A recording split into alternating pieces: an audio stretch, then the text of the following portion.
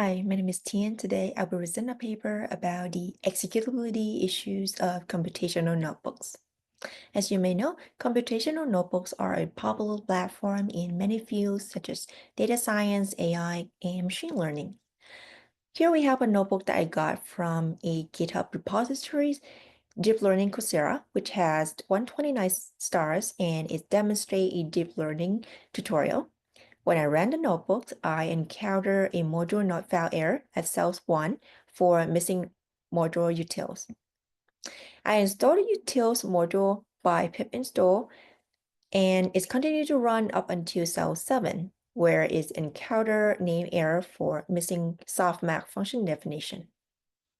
Without further understanding and investigation into this issue, do we deem this notebook broken? Can we still fix it at all? In this paper, we are going to address this concern. Notebooks are widely shared and reused.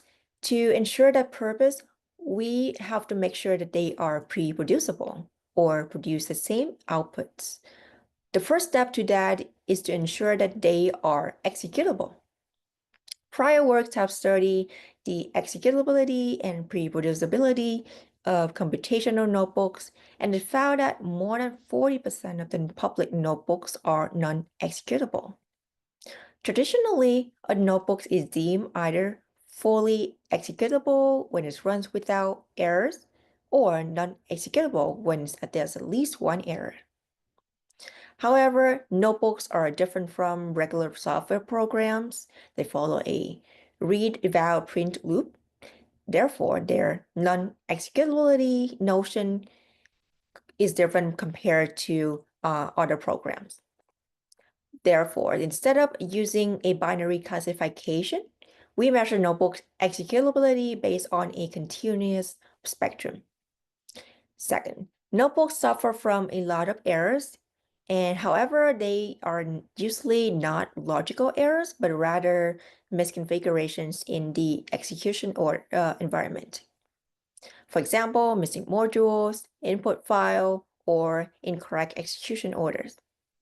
However, they are still executable in their original settings. So with proper configurations, they can still be executable. From those problems, in our study, we would like to investigate the pathologically non-executability issues in public notebooks under different degrees and notions of executability. And then we want to see how removing those misconfiguration errors can improve their executability. First, we're going to perform an initial error check to filter out those notebooks that have compilation errors, such as indentation error. Then we use a dynamic analysis to run and classify notebooks into multiple degrees of executability. For non-executable notebooks, but restorable, we apply a lightweight static analysis to get more information about them and the errors.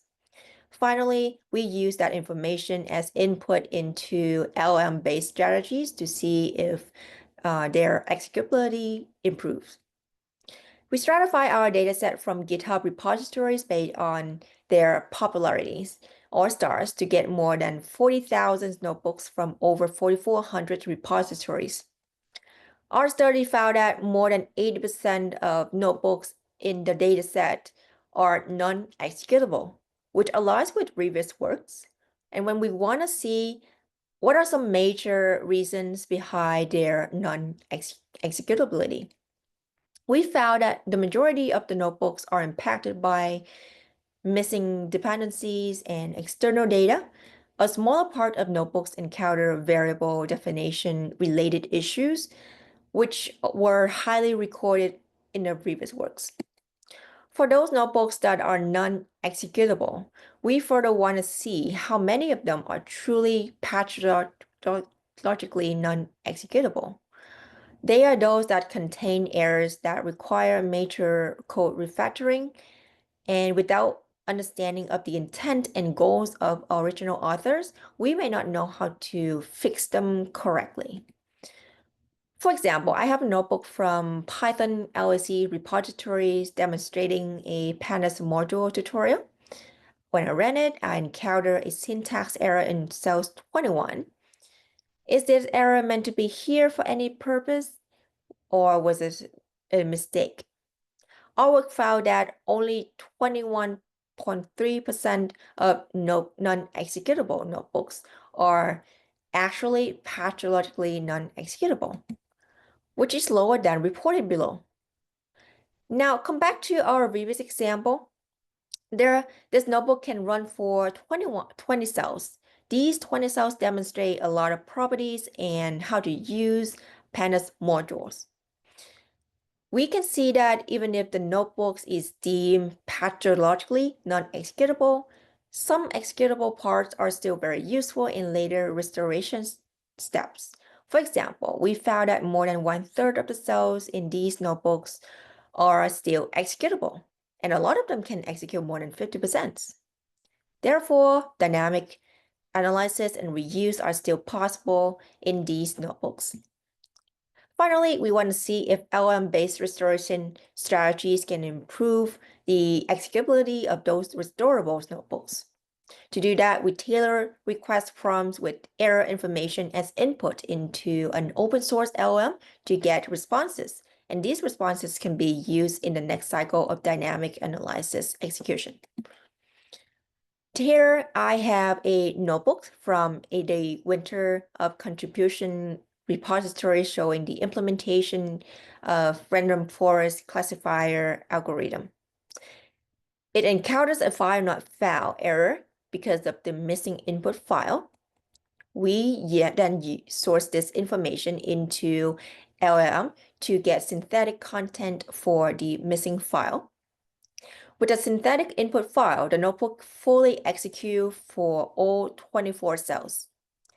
This bar chart shows how well LLM-based restoration strategies improved partially and fully the executability of notebooks for multiple errors. And overall, we observed a partial improvement for 30% of restorable notebooks and over 5% for full executability.